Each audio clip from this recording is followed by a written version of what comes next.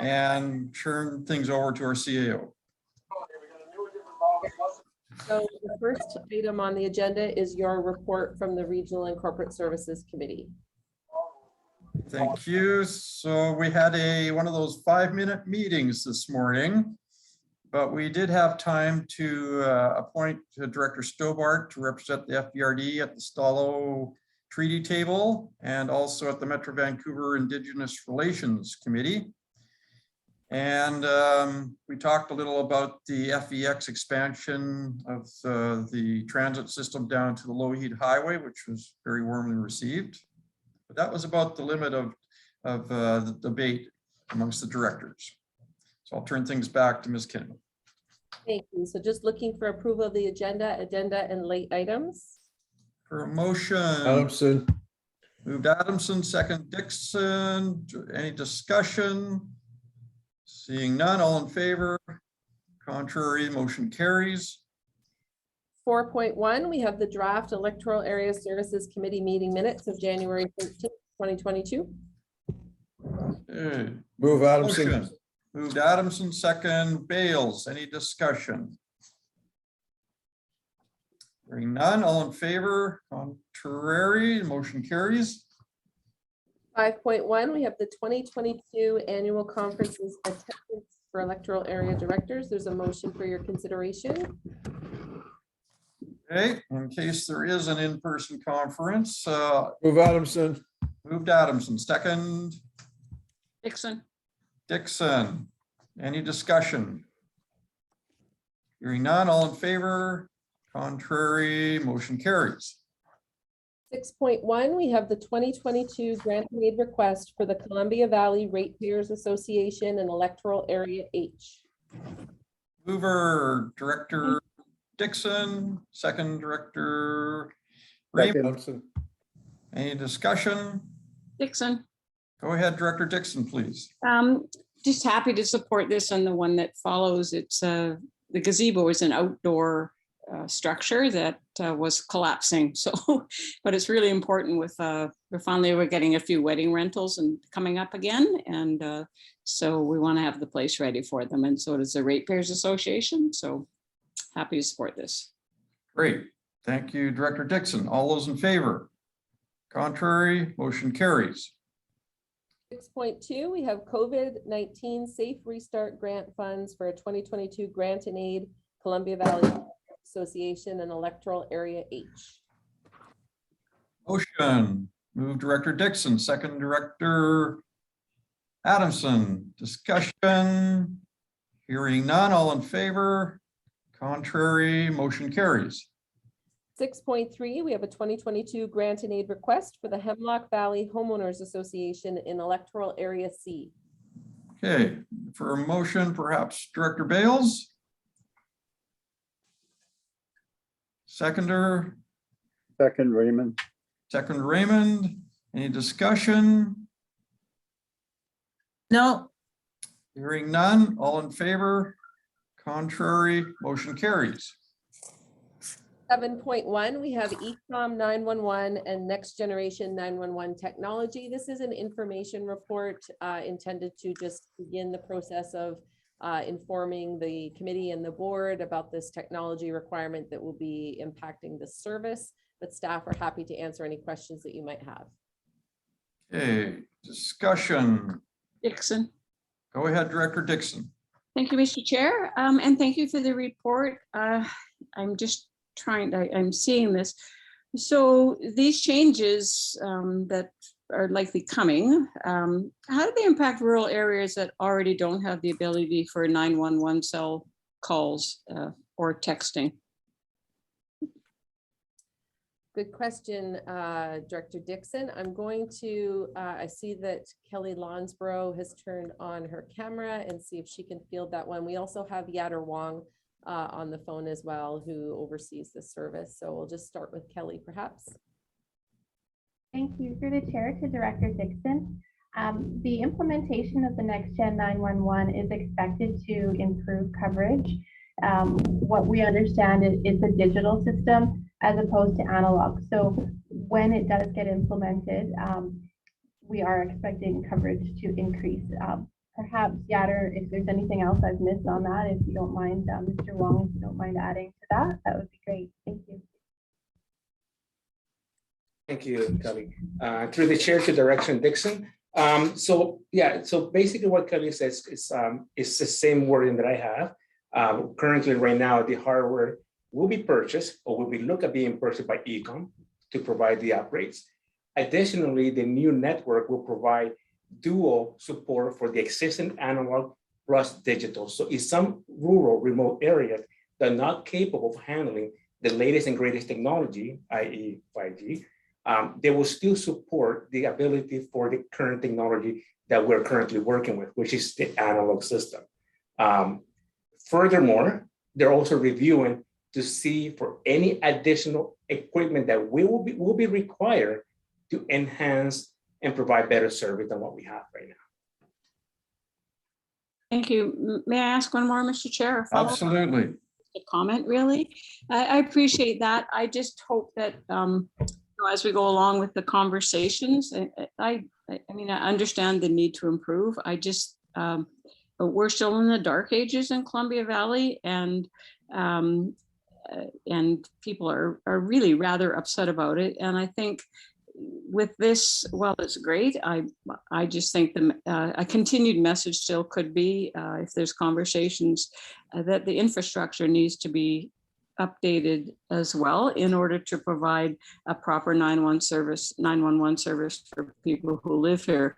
We often are without landlines even because the lines are old and don't work well. So hopefully as we go along, that message can. Good. Thank you, Director Dixon. Any other discussion? Davidson, Go ahead, Director Davidson. just to piggyback on Director Dixon's comments, exactly the same applies for areas of Hassock Valley. So yeah, she's not alone, and I echo her sentiments in that. Thank you. Good. Thank you, Director Davidson. Any other discussion? Okay, that's an information item, so we'll move forward in the agenda. Thank you, Chair Dickey. So the next item is 8.1. We have the Fraser Valley Regional District North Bend Sewer System Fees and Charges Amendment Bylaw number 1650. So move, Raymond. Thank you, Director Raymond. Move second. Director Dixon, any discussion? Hearing none, all in favor? Contrary, motion carries. 8.2, we have the Fraser Valley Regional District Water Supply Systems Regulations Fees and Charges Amendment Bylaw number 1647. Motion. Move, Raymond. Move Director Raymond, second. Davidson, Davidson, second. Any discussion? Hearing none, all in favor? Contrary, motion carries. 9.1, we have Development Variance Permit 2021-18 to vary the maximum allowable size for a 1,224 square foot shop at 10325 Carricks Road in Electoral Area D. For a motion. Engar. Thank you, Director Engar. Adamson. Second Adamson. Any discussion? Hearing none. All those in favor? Contrary, motion carries. 9.2 is temporary use permit for staff accommodation at Sasquatch Mountain Resort 20955 Hemlock Valley Road in Electoral Area C. Okay, Director Bales moves. Second, Director Adamson, discussion. I would like to discuss is I would not like to support it right now. There's a lot of water disagreements right now, and yeah, and the water mains are not good enough. The hydrants aren't good enough, and yeah, and they want to be proactive about the water mains or the starter for the water. So I'm just not there yet. If they do the hydrants, that would be something. But yeah. Okay, thank you, Director Bales. Just in 2019, the residents were opposed to the water being as it, they have smaller mains and they need larger mains to get the water to the houses in adequate amounts. Okay, good. Thank you, Director Bales. So maybe if staff could give us an understanding, my understanding is that these are accommodations for the staff at the resort. They're in place now. So if they don't have a temporary use permit, what might be the ramifications of that? Thank you, Chair Dickey. I can see that Graham Danilus has put on his camera, so perhaps it's best answered by the planning staff. Thank you, through the chair. These accommodations were initially approved by the board under a previous temporary use permit in 2017. The staff accommodations exist. The temporary use permits have expired, and the resort is now making a new application to continue a temporary use permit to allow a temporary staff accommodation for this existing use. There's a great deal of community concern that certainly planning staff share about the state of the current private community water system operated by Hemlock Valley Utilities.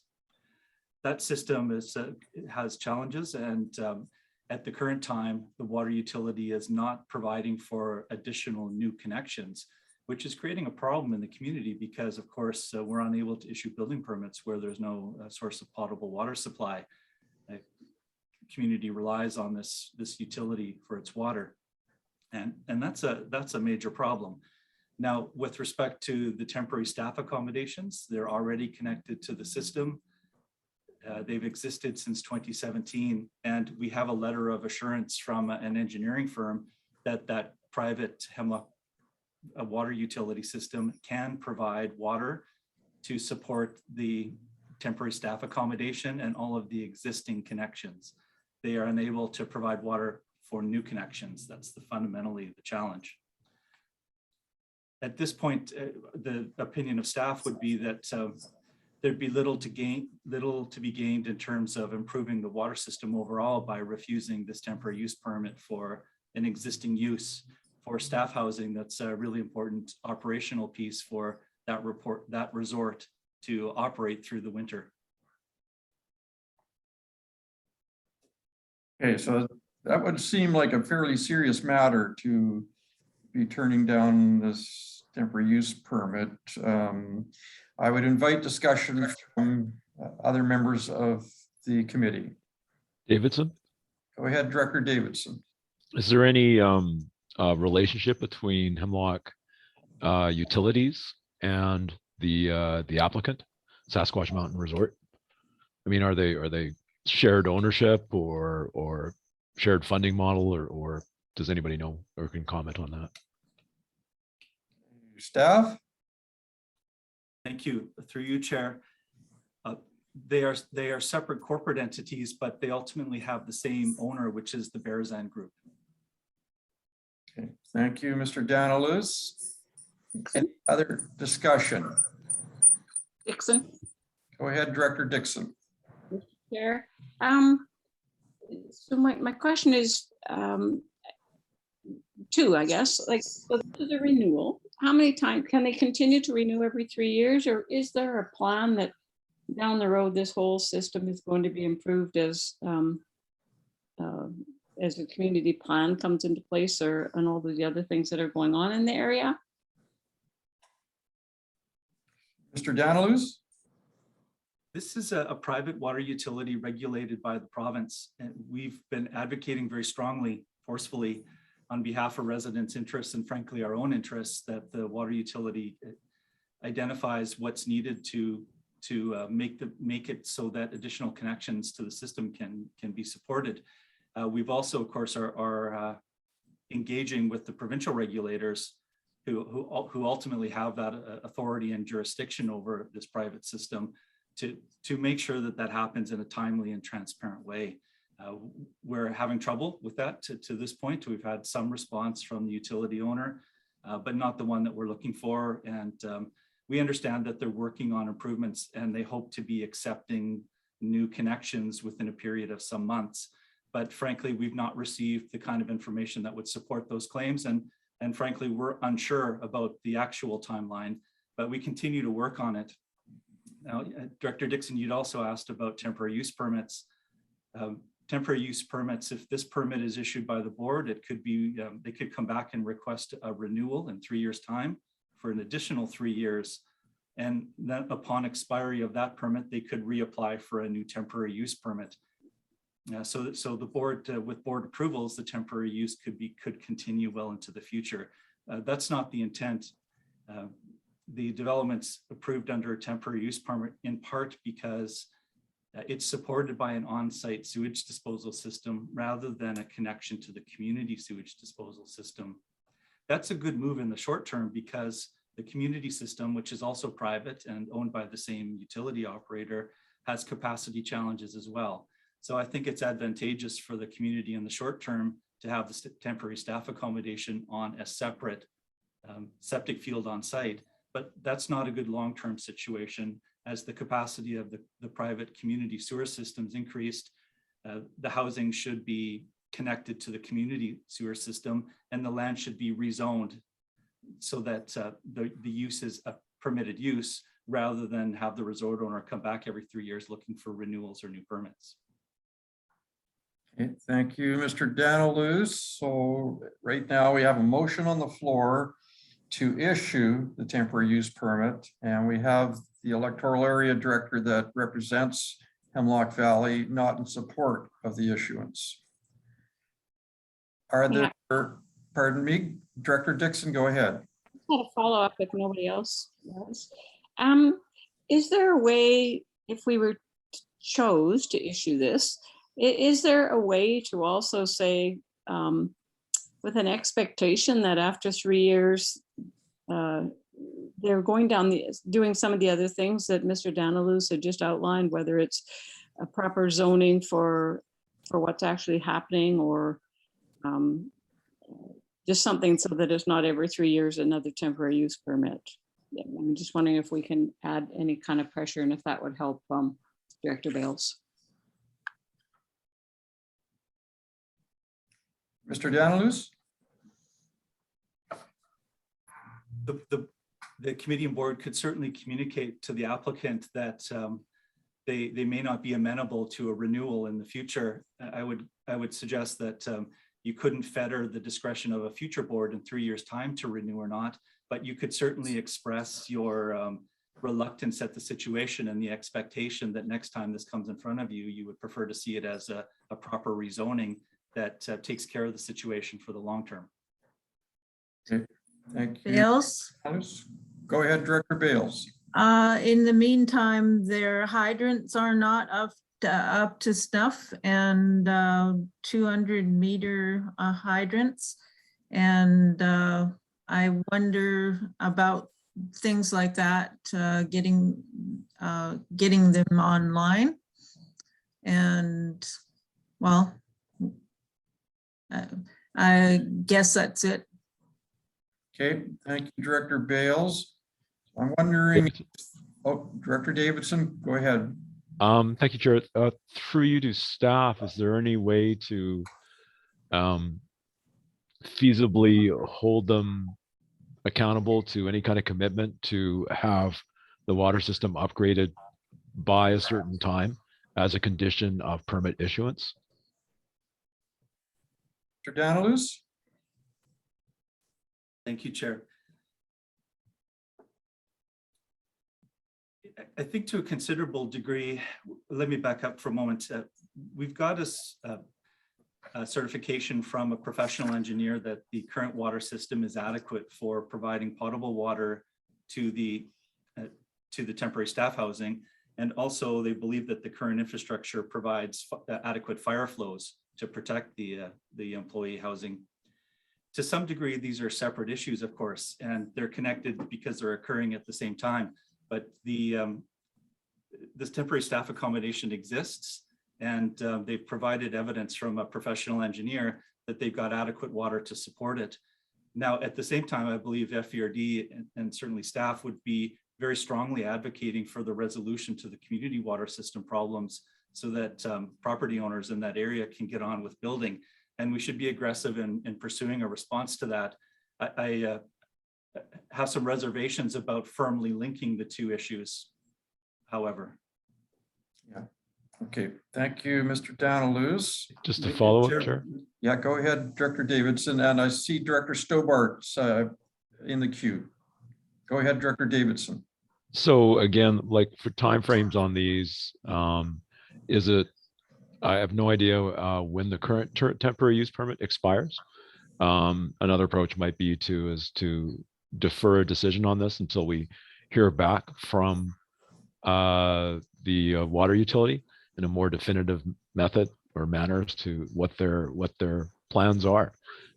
It sounds like there's a bit of a disagreement between what constitutes adequate. I guess if you have professionals saying that the current system is adequate for current demand, but we have our staff saying that the current system is inadequate to growth, then that's obviously a challenge that we're looking to have addressed. And I guess the professional engineers or whoever spoke to the capacity of the current system isn't speaking with growth in mind. And that's another concern. So yeah, sorry. The question is really about timeframes. Can we defer this and wait to hear back from the applicant? Okay, thank you, Director Davidson. I think that's a good suggestion that we might refer this back to staff. Prior to that motion being made, perhaps Director Stobart could speak. I apologize, Al, if you've been in the queue. I don't see everybody on the screen, so I may miss people. Go ahead, Director Stobart. No problem. No, just I'm assuming that nothing has changed since the original temporary use permit. So they've been operating for 3 years without any issues. I granted there's no expansion allowed, but they've been operating into the 4th year now that they've been that accommodation is being operated with these numbers. I agree that they certainly need a lot of work done on their water systems up there, and I think that's known by everybody in the area. But with this, for these 100 or so employees that are housed at those 3 locations, they do have a 3 or 4 year history of not having an issue. So along with the engineer's report, I'm not sure that there's anything to be gained by refusing the permit, but certainly as others, Director Bales has mentioned, and as he just said, it certainly should be able to try or at least to heavily suggest that they move towards some resolution. Thank you, Director Stobart, for your thoughtful comments. So to staff, in regards to Director Davidson's suggestion to refer this back to staff and the timelines, is there any concerns with our staff as to setting this back for a month? Mr. Chair Dickey, Chair Dickey, I was just going to jump in here for a second and just point out for clarity. I believe the question came up of when does the existing permit expire from Director Davidson, but it actually expired in 2020. But in terms of referring it back to staff for a month, I'm not really sure what staff are to do with that for the month, but I'll have Mr. Daniluz comment on that.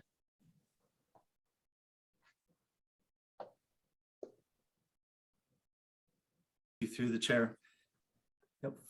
From the view of a planning staff, but certainly the committee and board could refer the matter back to staff, and sounds like you're looking for more information on the condition of the water system. And if that's your will, certainly we would take that back and look to gather more information from the proponent. In the meantime, the temporary housing staff accommodations up at Hemlock would be without, of course, without the approval to continue to operate, and they would continue to be non-conforming with the zoning bylaw. That's the consequence. Okay, thank you, Mr. Danilus. Okay, committee members, you can choose whether you'd like to refer back to staff or whether you'd like to vote on the motion. I would like to refer it back to staff. Okay, so Director Bales has made a motion to refer back to staff. Is there a seconder? Davidson. Second, Director Engar. Director Engar seconds. Any discussion on the referral? Hearing none, all in favor? Contrary, motion carries. Thank you, Chair Dickey. So 9.3 is Agricultural Land Commission application for a non-farm use in the Agricultural Land Reserve at 53395 Yale Road in Electoral Area D. And I just wanted to draw the committee's attention that the motion for consideration on your agenda, new information has come since the agenda was published. And so staff would be recommending a referral back to staff on this item. Okay, thank you. Move that, refer back. Dixon. Director Dixon moves referral. Second, Adamson. Second, Director Adamson on the referral. Any discussion? Hearing none, all in favor? Contrary, motion carries. 11.1 is an information item. It's a letter. Happy to discuss it if the committee wanted to. Okay. Any discussion on Mayor Horn's letter? Hearing none, we'll move forward. Item 13 is reports by electoral area directors. Okay, we'll start with Director Engar. Thank you, Chair. Yes, had a good meeting the other day with the Tourism Chilliwack, our first stewardship committee meeting. Excuse me. And the community was quite happy to know that we have an ally in the Tourism Chilliwack. And we sent Ms. Colethorpe off with 5 to-do items, and she's graciously putting these things together for us to the best of her ability. So we should hear back sometime after they meet with their board in March, and very keen to see what kind of progress she's able to make for us. Going forward, I think the committee can really act as a strong local undiluted voice, if you will, for the community, and probably could be active in not only minimizing the recreational impacts currently, but also enhancing recreation going forward, and perhaps even creating more opportunities that are in line with the greater good and what everybody would like to see happen in the valley. So all in all, a good item going forward, something that I think the community is very happy with. And of course, time will tell. We'll see how things go. But it is a very good step forward to be in communication with an ally, such as the Tourism Chilliwack. I should also mention that I'm getting more and more discouraged with the province's response to some of the folks that are really up against it, having their homes be termed uninhabitable. And yet the province, and I'm reading here, paraphrasing, DFA is limited, disaster financial assistance is limited restoring actual damage caused by a specific disaster. So what that means in effect is the numerous people in my area that have been affected, their homes have been termed uninhabitable, and yet they maybe didn't get water in the basement, or they didn't have any sliding directly onto their homes. My interpretation is that they're just out of luck. And I don't think that's acceptable. I want to voice that continuously. And I think we have to continue to mount pressure to the province and see if we can't make some inroads there.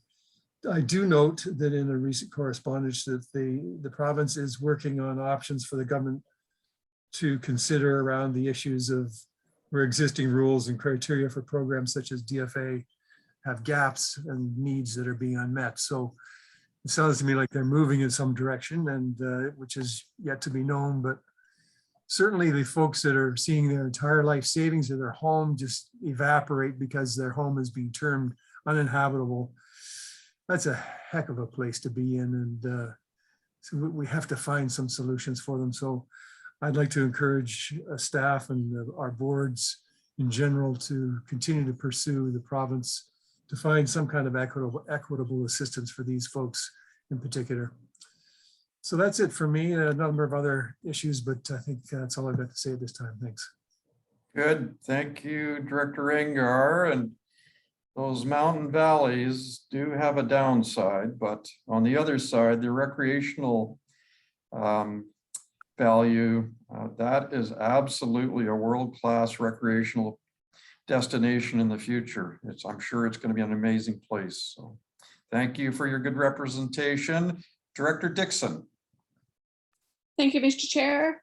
Thanks to Director Engar for blazing the way with the Tourism Stewardship Committee. Ours is next week, so looking forward to that for Area H. And I have a large group of, I think, pretty enthusiastic people wanting to protect our area and find ways to work well with our tourists. So that's that. I spent 3 days this week with Fraser Basin Council and also the Flood Management Leadership Strategy Committee. And certainly a lot going on there. And again, to Director Engar, in many areas across the province, there's a lot of concern around the response to the floods, to the fires in Lytton, and the fires up in the interior, and looking for ways to improve that both provincially and federally. So I'm pretty sure there'll be quite a few more discussions going on in that regard. Had just some really good presentations today, as well as yesterday along those lines. A little closer to home, I had a tour with Mr. Sterling Chan and Mr. Mike Neal the other day of all the work that's been going on Frost Creek. And oh my goodness, what an amazing accomplishment, but just amazing work with the FERD staff and the people they contracted out to dig out mountains and mountains of gravel. They've got the Frost Creek back where it belongs, the gravel basins, the debris collecting gravel basins, there's 3 of them, have been cleaned out, and they're now working on stabilizing the dike at the mouth of Frost Creek where it enters Cultus Lake, and renaturalizing it using some of the logs that came down and some of the debris. And it's just an incredible amount of work, and they've done so much good work and really in a short period of time. So a big shout out to them, as well as I'm just getting all kinds of positive feedback.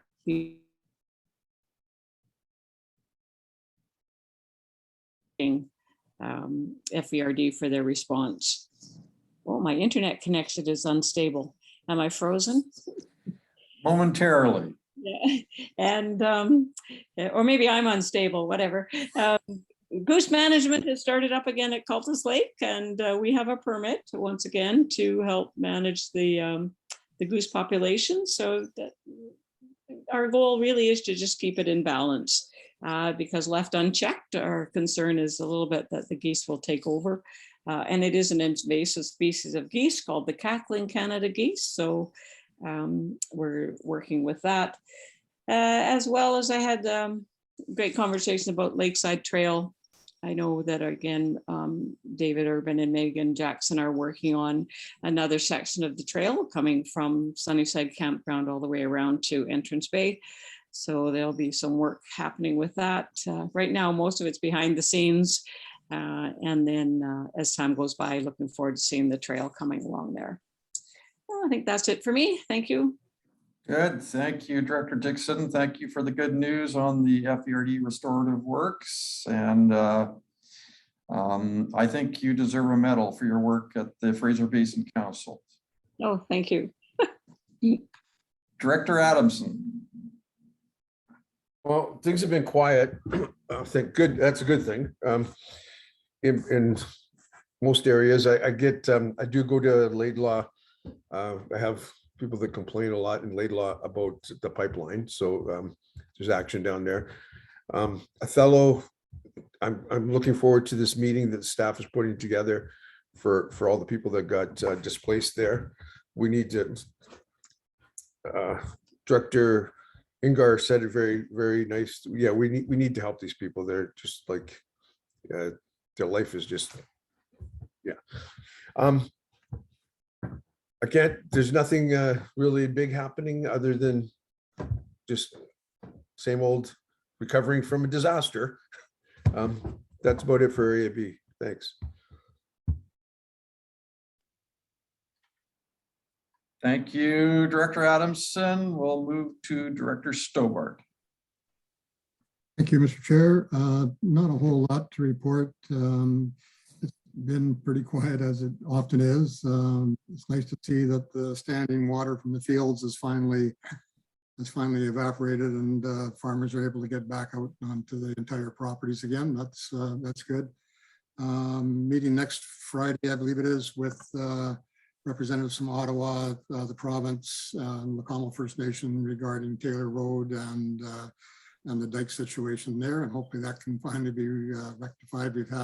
I believe we've had money in the bank for just about 2.5 months and haven't been able to get any work done. So hoping to see that get done. We still, one of our community members that's allowing people to drive through his yard to bypass a terrible section of the dike road. Other than that, not too much. Lost a couple valued community members over the last couple of weeks. Like many other areas, it's been a little bit of it's been a little tough that way, but again, we're pulling through, and I would say the cows are content. Good, thank you, Director Stobart. We would all like to see things get back to normal. I think I've forgotten what normal is like, but good. Thank you, and we'll move to Director Raymond. Thank you, Mr. Chair. I've only been home for a week, so been gone for 2 months. But the one thing that has jumped out and has got most of the people here upset and worried about is our ambulance coverage.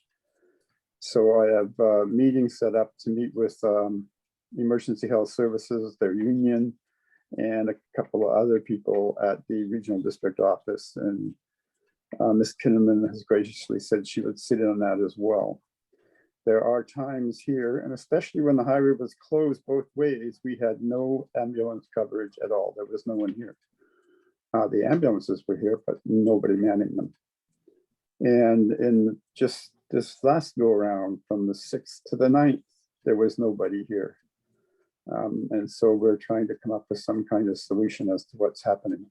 And I don't think it's just happening here, it's happening all over the province. But when you take into consideration that we had a 60-year-old lady fall and laid on the floor with a possible fractured pelvis, waited for an hour for an ambulance to come up from Hope to pick her up, that's just totally unacceptable. Thank you. Good, thank you, Director Raymond. That's a big community not to have some form of health care. Director Bales.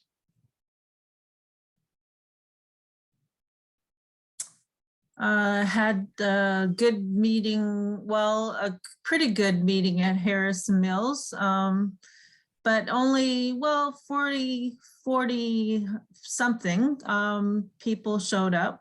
And I'm hoping that we can get on-person meeting in the future next month, depending on what the health regulations say. That will be for sure. And I guess that's about all that I have to say. Good. Thank you, Director Bales. Director Davidson. Thank you, Chair. Yeah, on the flooding side, but for the lack of a service area, again, we have some issues still that are basically falling into a lot of gray area when you have a creek that's changed course across private property. You know, through the DFA, there's a process for the homeowner to apply for cleanup, but the creek has changed course. And of course, the point of changing course is on Crown land outside of any service area. So, you know, from working with staff, I know that we have a not what's the right word, technical report in the works. It'll go back to the province, but the province may say, well, yeah, how about that? We really don't know where it's going to go. And again, from the locals in the not Carrick Road, but Carrot Creek area, the tone seems to be, when is the FBRD going to put the creek back in its old bed? And of course, it's just not that simple. So yeah, we're still working our way through that kind of thing. But beyond that, life is pretty quiet. So thank you. Good. Thank you, Director Davidson. And so, Could I? yeah, go ahead, say- Director Bales. I was wondering with the grant and aid that's going for Hemlock, if it will be 2021 money or 2022. Okay, perhaps Ms. Lounsborough would like to speak to this. Thank you. Through the director to through the chair to Director Bales. This was something we actually discussed. We understand that this was a request that had been missed and it was from 2021. So we will see if we can try to make that happen.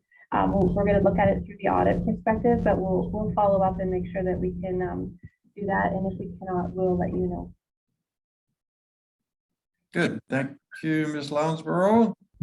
Thank you, Director Bales. And for the Popcorn Bridal Falls area, things are very quiet. Next week, we have a 50-meter cell tower beginning construction. So we're hoping that we'll no longer have to climb trees to try and get a cell signal. Otherwise, there's not much going on, so I'll turn things back to our CAO. Thank you, Chair Dickey. So item 14 is public question period for items relevant to the agenda. So we'll just turn things over to Jamie Van Ness in the boardroom. Good afternoon. I'm joining you from the boardroom, and we do not have any members of the public with us this afternoon, and we do not have any members of the public on our Zoom meeting, so we're free to move to the next item. Thank you, Ms. Van Ness, and turning it back to our CAO. Thank you. So just looking for a resolution to close the meeting. Motion, Director Davidson, second, Director Bales. All in favor, contrary, motion carries. Okay, if you just give us a couple of minutes to